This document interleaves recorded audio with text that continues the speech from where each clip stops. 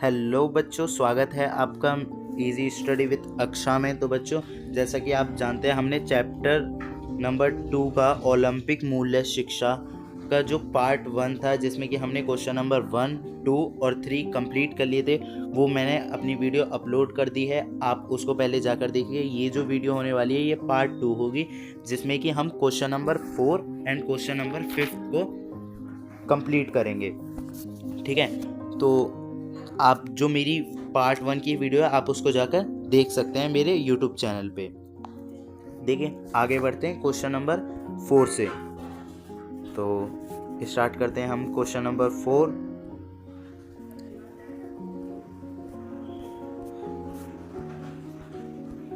जिसमें कि question number 4 हमारा होने वाला है ओलंपिक प्रतीक, मोटो, ध्वज, शपथ तथा ओलंपिक गान के बारे में। हाँ, तो आइए बच्चों स्टार्ट करते हैं क्वेश्चन नंबर 4, जिसमें कि हम पढ़ेंगे ओलंपिक प्रतीक के बारे में, मोटो के बारे में, ओलंपिक ध्वज के बारे में, ओलंपिक शपथ के बारे में तथा ओलंपिक गान के बारे में। तो बच्चों स्टार्ट करते हैं। हम सबसे पहले पॉइंट पढ़ते हैं ओलंपिक प्रतीक। ओलंपिक प्रतीक होता क्या है? ओलंपिक प्रतीक यानी कि ओलंपिक सिंबल्स। जैसे कि आप सभी जानते हैं ओलंपिक सिंबल में 5 छल्ले होते हैं। तो आइए इसके बारे में पढ़ते हैं। ओलंपिक प्रतीक 5 रंगीन छल्ले हैं जो एक दूसरे से जुड़े हुए हैं। यह छल्ले नीले, पीले, काले, हरे और लाल रंग के हैं। इन्हें 1913 में बेरेंडी कोबर्टीन द्वारा डिजाइन किया गया था। जैसे कि बच्चों आप जानते हो, जो बेरेंडी कोबर्टीन जी थे, इन्होंने ओलंपिक कॉन्सेप्ट, जो ओलंपिक की अवधारणा थी, वो भी इन्होंने ही दी थी। जो कि हमारा ओलंपिक कॉन्सेप्ट था वो बेरेंडी कोबर्टीन जी के द्वारा ही दी गई थी। तो जो ओलंपिक प्रतीक है वो भी इन्होंने ही डिजाइन करा था। कब? 1913 में। ठीक है, आगे पढ़ते हैं छल्लों की प्रतिनिधि। पहला नीला। जो नीला छल्ला होता है वो दर्शाता है यूरोप को, पीला दर्शाता है एशिया को, और हमारा काला दर्शाता है अफ्रीका को, हरा दर्शाता है ऑस्ट्रेलिया को, लाल दर्शाता है अमेरिका को। जो बच्चों ये 5 छल्ले होते हैं ना, ये महाद्वीपों को मतलब एक रहने के लिए दर्शाते हैं। जो हमारे ये 5 महाद्वीप हैं, इनको एक रहने के लिए दर्शाते हैं। ठीक है, ये दर्शाते हैं कि ये जो 5 महाद्वीप हैं ये एक हैं। आगे पढ़ते हैं। यह प्रतीक दुनिया के 5 महाद्वीपों में ओलंपिक आंदोलन की एकता और भागीदारी का प्रतिनिधित्व करता है। यानी कि जैसे हमने ऊपर पढ़ा था कि 5 महाद्वीपों को दर्शाते हैं। ये दर्शाते हैं कि ये ओलंपिक आंदोलन की वजह से एकता और भागीदारी भी दिखाते हैं। ठीक है, यानी कि जो ये 5 हमने ऊपर देखे थे ध्वज, हमने देखा था नीला जो यूरोप था, एशिया था, अफ्रीका था, ऑस्ट्रेलिया था, अमेरिका था। ये क्या है? हमारे 5 महाद्वीप हैं। इनको क्या दिखाता है? एक दिखाता है। ठीक है, तो आगे बढ़ते हैं। नेक्स्ट है हमारा ओलंपिक ध्वज। ओलंपिक ध्वज यानी कि ओलंपिक झंडा। ठीक है, ओलंपिक फ्लैग। आगे पढ़ते हैं, इसमें क्या पॉइंट्स है। फर्स्ट पॉइंट है ओलंपिक ध्वज सफेद सिल्क का बना होता है जिस पर 5 छल्ले आपस में जुड़े होते हैं। यानी कि जो ओलंपिक ध्वज होता है ना, वो सफेद और सिल्क के कपड़े से बना होता है। ठीक है, जिस पे 5 छल्ले आपस में जुड़े हुए छपे रहते हैं।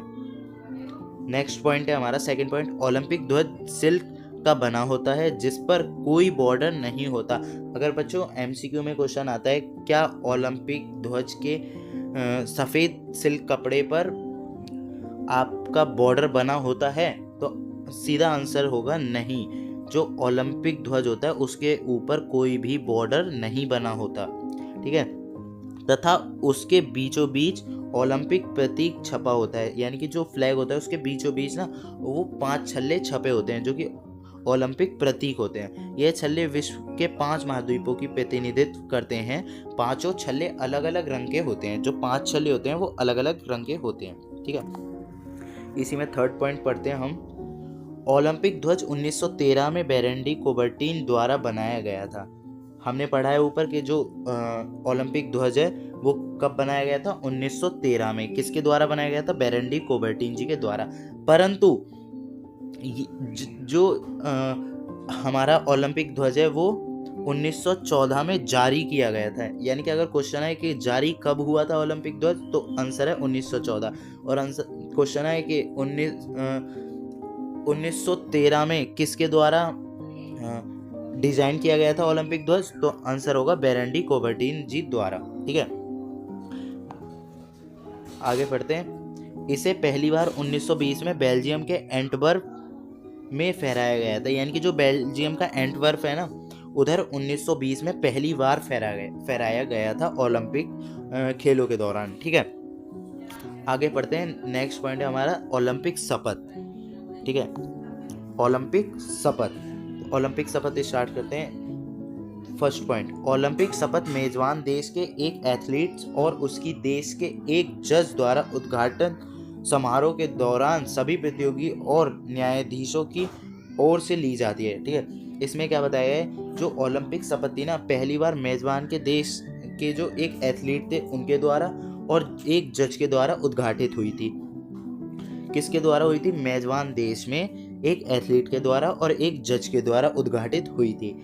ये जो शपथ होती है वो सभी प्रतियोगियों और न्यायाधीशों के दौरान ली जाती है, यानी कि जो कोई भी ओलंपिक खेल चल रहा है, ठीक है, उसमें जितने भी न्यायाधीश होंगे और जितने भी प्रतियोगी होंगे, यानी कि प्लेयर्स होंगे जो कि पार्टिसिपेट कर रहे हैं ओलंपिक में, वो सभी ओलंपिक शपथ को ग्रहण करते हैं। ठीक है, सेकेंड पॉइंट है हमारा 1984 से यह शपथ ओलंपिक ध्वज के एक कोने को पकड़े हुए ली जाती है, यानी कि 1984 से पहले ना, 1984 से पहले जो शपथ 1984 के बाद, यानी कि 1984 के बाद जो शपथ थी वो ओलंपिक के ध्वज यानी कि ओलंपिक फ्लैग के एक कोने को पकड़ कर ली जाती थी।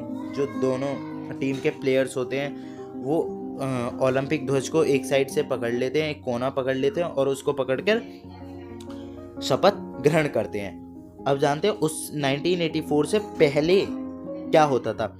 इससे पहले यह शपथ मेजबान देश के राष्ट्रीय ध्वज के एक सिरे को पकड़कर दी जाती थी, यानी कि जो 1984 से पहले क्या होता था, मेजबान देश था, उससे पहले जो मेजबान देश का राष्ट्रीय ध्वज होता था, क्या होता था, राष्ट्रीय ध्वज, उसके सिरे यानी कि एक कोने को पकड़कर दी जाती थी। ठीक है, थर्ड पॉइंट है हमारा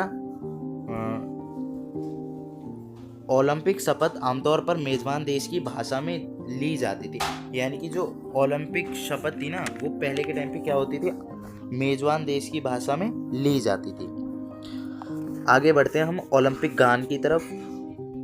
ओलंपिक गान में क्या होता है हमारा, ओलंपिक गान, सॉरी बच्चों टेक्निकल प्रॉब्लम हो रही है कुछ, हाँ जी, चलो स्टार्ट करते हैं। ओलंपिक गान यानी कि ओलंपिक एंथम, जैसे हमारा नेशनल एंथम होता है, ठीक है, उसी तरीके से ओलंपिक गान होता है। फर्स्ट पॉइंट पढ़ते हैं इसका। ओलंपिक गान ग्रीक कवि कॉस्टिस पाल्मस द्वारा लिखा गया था। बच्चों ये जो नाम है ना, कवि कॉस्टिस पाल्मस, ये जो नाम है ना, इसको ध्यान रखना क्योंकि ये एमसीक्यू में बहुत बार पूछा जाता है कि ओलंपिक गान किसके द्वारा लिखा गया था, तो किसके द्वारा, कॉस्टिक पाल्मस द्वारा लिखा गया था। ठीक है, और 1896 में स्पिरोस समरस ने इसकी धुन बनाई थी। जो स्पिरोस समरस जी थे उनके द्वारा धुन बनाई गई, और जो कवि कॉस्मेटिस पाल्मस थे उन्होंने इस ओलंपिक गान को लिखा था। नेक्स्ट पॉइंट पढ़ते हैं, सेकंड पॉइंट। इसे 1958 में अंतर्राष्ट्रीय ओलंपिक समिति द्वारा अपनाया गया था। जो 1958 में अंतर्राष्ट्रीय ओलंपिक समिति द्वारा इसको अपनाया गया था, यानी कि जो ओलंपिक एंथम था, ओलंपिक गान था, इसको ना 1958 में अंतर्राष्ट्रीय यानी कि इंटरनेशनल ओलंपिक जो समिति थी उसके द्वारा अपना लिया गया था। आगे बढ़ते हैं, थर्ड पॉइंट हमारा, ओलंपिक गान सभी ओलंपिक खेलों के उद्घाटन और सम्मान समारोह में और सभी अधिकारियों अंतर्राष्ट्रीय ओलंपिक समिति IOC समारोह के दौर बजाया जाता है। यानी कि जो ओलंपिक गान होता है ना हमारा, वो कहाँ का यूज़ होता है, पहला खेलों के उद्घाटन में, यानी कि कोई भी खेल हो रहा है तो उसके उद्घाटन में ओलंपिक गान को चलाया जाएगा, और सम्मान समारोह में, यानी कि अगर कोई प्लेयर है, ठीक है, उसके सम्मान समारोह में भी चलाया जाता है अगर वो जीतता है तो। और सभी अधिकारी, जितने भी खेल से जुड़े अधिकारी हैं, वो सभी ओलंपिक गान को गाते हैं। अंतर्राष्ट्रीय ओलंपिक समिति यानी कि जो अंतर्राष्ट्रीय ओलंपिक समिति है IOC, इसके समारोह के दौरान भी बजाया जाता है। ठीक है, तो बच्चों हमने अपना ओलंपिक प्रतीक, सेकंड ओलंपिक ध्वज, ओलंपिक शपथ और ओलंपिक गान को कंप्लीट कर लिया। हम आगे बढ़ते हैं अपना ओलंपिक मोटो की तरफ। तो आइए देखते हैं ओलंपिक के आदर्श शब्द यानी कि मोटो, ओलंपिक के मोटो क्या क्या हैं, यानी कि आदर्श शब्द क्या क्या हैं। तो आइए देखते हैं इसके मोटो क्या क्या हैं। पॉइंट 1 है हमारा ओलंपिक मोटो आदर्श वाक्य लैटिन भाषा के 4 शब्दों, पहले जो होते थे ना वो 3 होते थे, लेकिन फिर अभी सिलेबस में ना चेंज आया तो अब ना 4 हो गए। ठीक है बच्चों, 3 नहीं 4 शब्द हो गए ओलंपिक मोटो के। पहला शब्द है सीटीएस, दूसरा एलटीएस, फोर्टियस और टुगेदर से बना है। ठीक है, जो ओलंपिक मोटो के आदर्श शब्द है ना, आप इनको ध्यान रखना है, इनके ऊपर ना 5 मार्क्स का क्वेश्चन जरूर बनता है कि ओलंपिक मोटो या आदर्श शब्द का वर्णन कीजिए। ठीक है, इसमें हमारे 4 शब्द होते हैं।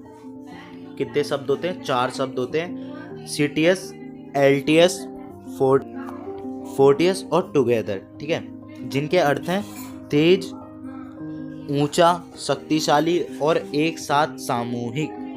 यानी कि सीटीएस का जो अर्थ है वो होता है तेज। ठीक है, एलटीएस का अर्थ होता है ऊंचा। ठीक है, फोर्टियस का अर्थ होता है शक्तिशाली, टुगेदर का अर्थ होता है हमारा एक साथ सामूहिक।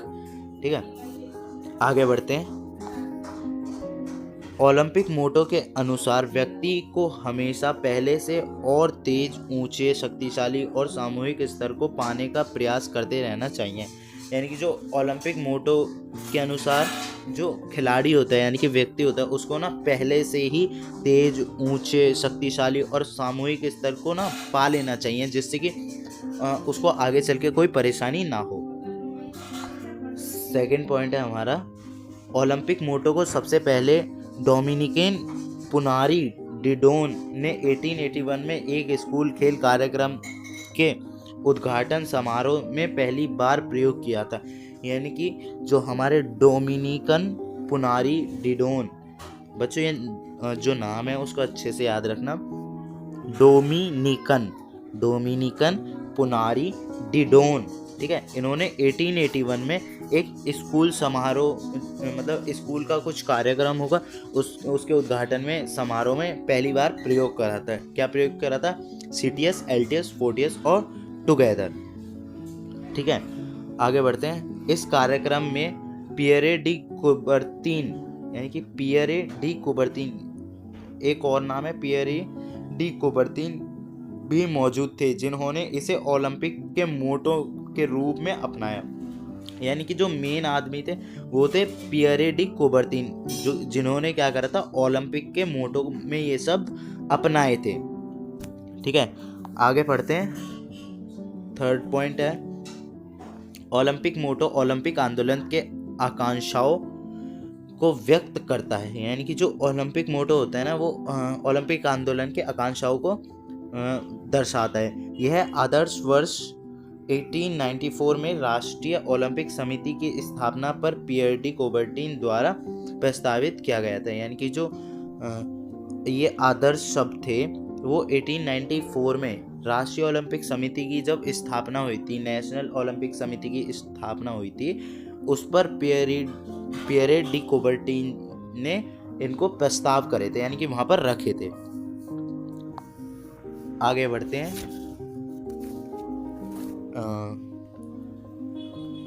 नेक्स्ट पॉइंट है हमारा लास्ट पॉइंट, ओलंपिक आदर्श वाक्य की घोषणा पहली बार 1924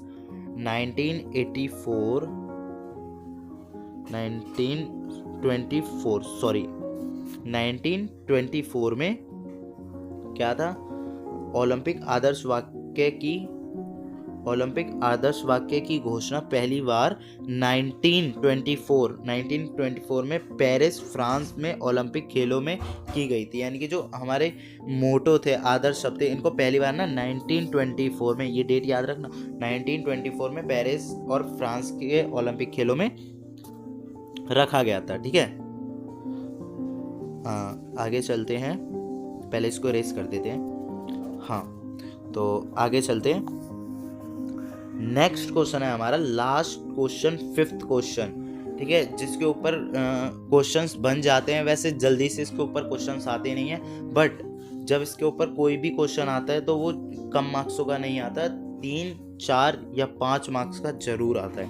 ठीक है बच्चों, कितने मार्क्स का? 3, 4, 5 मार्क्स का, यानी कि ये भी हमें पढ़ना जरूरी है। बस यह आपके चैप्टर का आखिरी पड़ाव है, जिसमें कि आपका पूरा जो चैप्टर नंबर 2 है ओलंपिक मूल्य शिक्षा, वो पूरा ही खत्म हो जाएगा। ठीक है, तो इसमें स्टार्ट करते हैं। इसमें क्या करना है? ओलंपिक आंदोलन का ढांचा, IOC, NOC, IFS तथा अन्य सदस्य का वर्णन कीजिए। यानी कि इसमें हमें बताना है कि IOC कैसे आई, NOC कैसे आई, IFS कैसे आई, और जो अन्य सदस्य हैं खेल से रिलेटेड, खेल समिति से रिलेटेड अन्य सदस्य हैं, वो कैसे आई। ठीक है, देखते हैं आगे बढ़ते हैं। फर्स्ट पढ़ते हैं हमारा IOC, अंतर्राष्ट्रीय ओलंपिक समिति, यानी कि इंटरनेशनल ओलंपिक कमेटी। ये कब स्थापित हुई थी, किसने करी थी, ये सभी जानकारी इसमें है। ओलंपिक खेलों के पुनर्जीवित करने के उद्देश्य से 23 जून 1894 ईको पिएरे बेरेंडी कोबर्टीन के द्वारा अंतर्राष्ट्रीय ओलंपिक संघ की स्थापना की गई। यानी कि 23 जून 1894 में जो ईको पिएरे बेरेंडी कोबर्टीन जी थे, उनके द्वारा अंतर्राष्ट्रीय ओलंपिक समिति का स्थापना की गई थी। ठीक है, इस संघ का मुख्य उद्देश्य ओलंपिक आंदोलन का विस्तार तथा आधुनिक ओलंपिक खेलों का आयोजन करना था। यानी कि जो ये समिति थी, इसका मुख्य उद्देश्य क्या क्या था? आधुनिक ओलंपिक खेलों का आयोजन करना, जो मॉडर्न ओलंपिक गेम्स हैं उनका आयोजन करना। आज अंतर्राष्ट्रीय ओलंपिक समिति ही आधुनिक ओलंपिक खेलों की गर्भनिर्वाहक बॉडी है। यानी कि जो आज के टाइम में अंतर्राष्ट्रीय IOC जो है वो ओलंपिक की गर्भनिर्ग बॉडी है। ठीक है, जो कि आयोजित करती है। प्रशासनिक बोर्ड इस पर कैसे मतलब इसमें कौन कौन से प्रशासनिक बोर्ड होते हैं? पहला होता है अध्यक्ष। ठीक है, इसमें कौन कौन से अधिकारी होते हैं, प्रशासनिक बोर्ड्स होते हैं। देखते हैं इसमें कौन कौन से बोर्ड होते हैं। अंतर्राष्ट्रीय ओलंपिक संघ के प्रदर्शन का निर्वाचन संघ के सदस्यों द्वारा किया जाता है। प्रधान का निर्वाचन 8 यानी कि 4+4 वर्ष की अवधि तक के लिए किया जाता है। यानी कि जो अंतर्राष्ट्रीय ओलंपिक संघ होता है ना, उसमें जो प्रधान होता है उसका निर्वाचन संघ के सदस्य द्वारा किया जाता है। यानी कि जो कमेटी के सदस्य होते हैं वो करते हैं, जो कि प्रधान का निर्वाचन जो होता है 8 वर्ष का होता है। जैसे 4+4, पहले 4 साल के लिए, फिर दोबारा उसी में वोट होता है तो फिर 4 साल के लिए। ठीक है, नेक्स्ट होता है उप अध्यक्ष। पहला होता है अध्यक्ष, फिर होता है उप अध्यक्ष। ठीक है, जैसे स्कूल्स में हम देखते हैं पहला होता है प्रिंसिपल, उनके नीचे होते हैं वाइस प्रिंसिपल, तो ऐसे ही उपाध्यक्ष होते हैं। अंतर्राष्ट्रीय ओलंपिक संघ में 4 उप प्रधान होते हैं। यानी कि जो अंतर्राष्ट्रीय ओलंपिक संघ होते हैं ना, 4 उप प्रधान होते हैं, यानी कि वाइस अध्यक्ष होते हैं, 4 उप प्रधान होते हैं। ठीक है, यह संघ के सदस्यों के द्वारा निर्वाचित किया जाते हैं। जो संघ के सदस्य होते हैं, कमेटी के सदस्य होते हैं, वो इनके द्वारा निर्वाचित होते हैं। इनका निर्वाचन 4 वर्ष की अवधि के लिए किया जाता है। यानी कि जो इनके वर्किंग पीरियड होता है ना, वो 4 ईयर होता है। ठीक है, 4 साल के लिए ये काम करते हैं। कार्यकारी बोर्ड थर्ड है हमारा, कार्यकारी बोर्ड। इसमें क्या है? अंतर्राष्ट्रीय ओलंपिक संघ के कार्यकारी बोर्ड का चुनाव संघ के विभिन्न सदस्य देशों द्वारा गुप्त मतदान के आधार पर किया जाता है।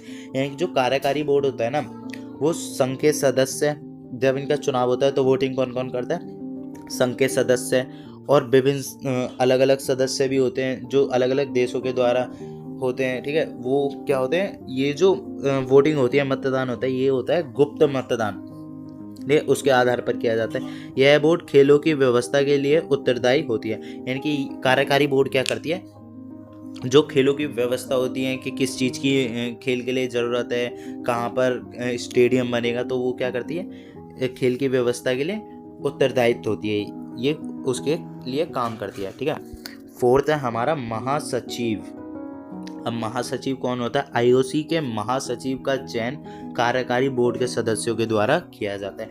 यानी कि अभी हमने पढ़ा था कार्यकारी बोर्ड, जो कार्यकारी बोर्ड के अध्यक्ष होते हैं वो क्या करते हैं? महासचिव का चयन करते हैं।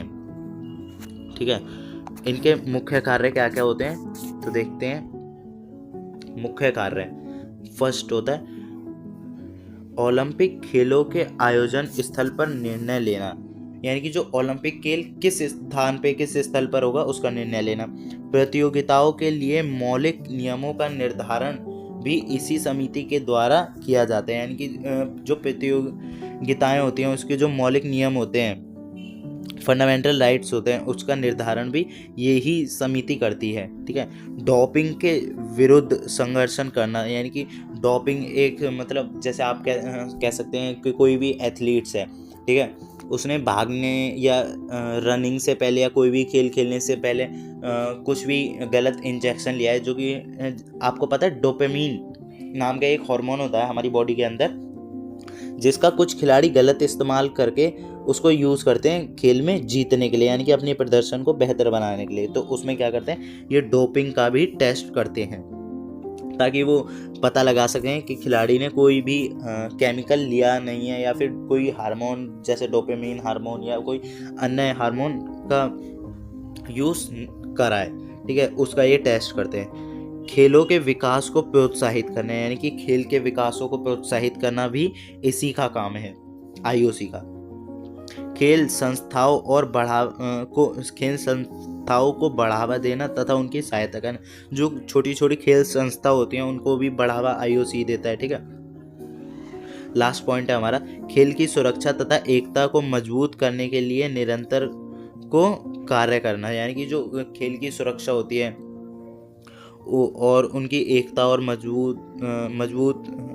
मजबूती होती है, तो वो उस पर काम कौन करता है? अपना आईओसी काम करता है। ठीक है, आगे बढ़ते हैं। नेक्स्ट सेकंड पॉइंट है हमारा, सेकंड है हमारा एनओसी।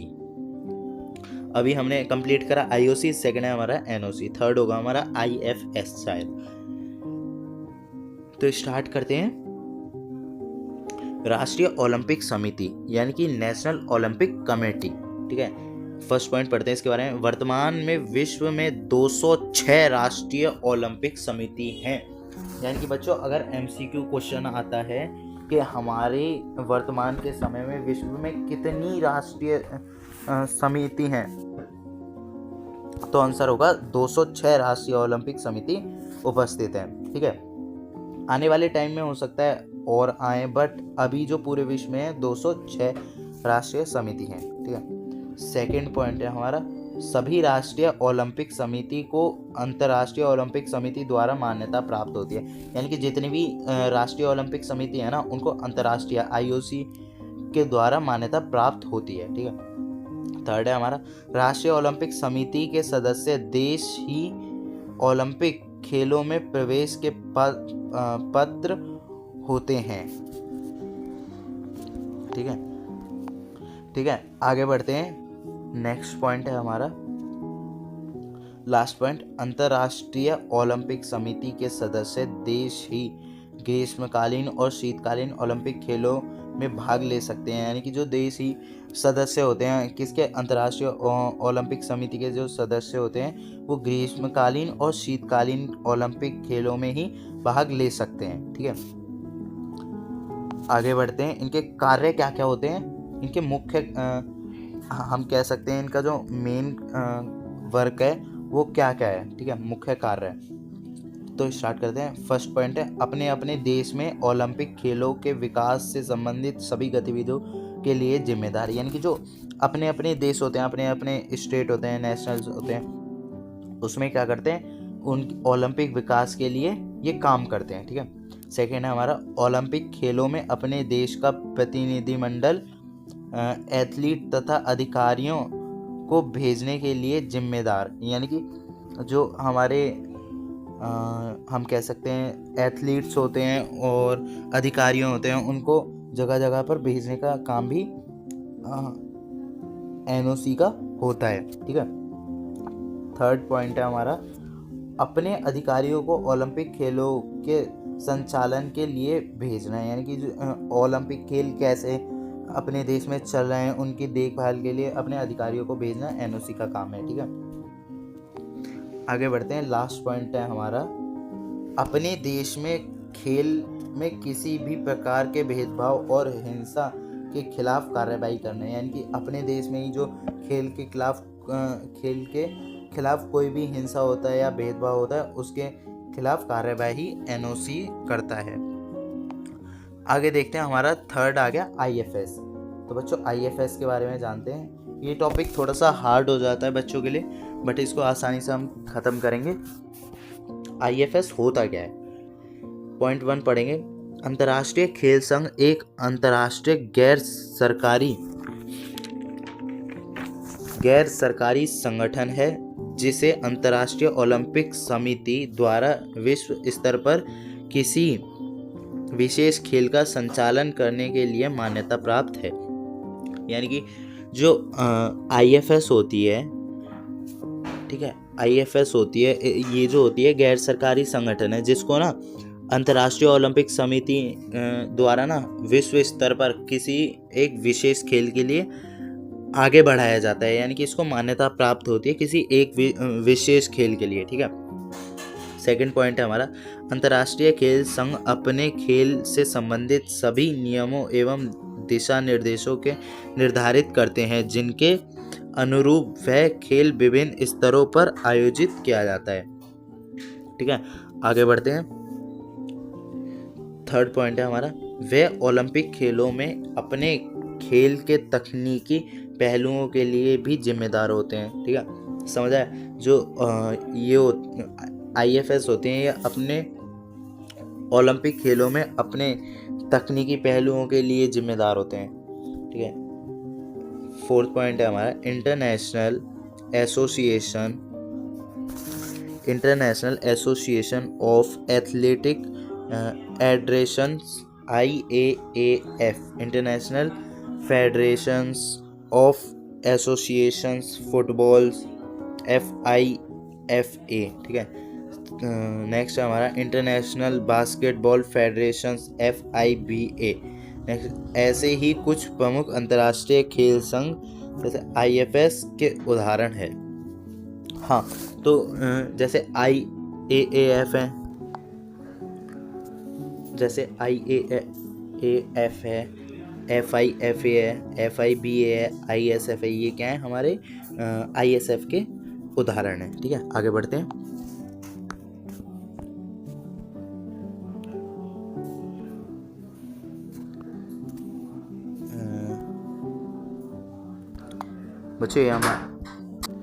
बच्चों हमारा लास्ट टॉपिक बचा है अंतर्राष्ट्रीय खेल संघों की जिम्मेदारी, यानी कि इनकी जिम्मेदारियां क्या क्या होती हैं।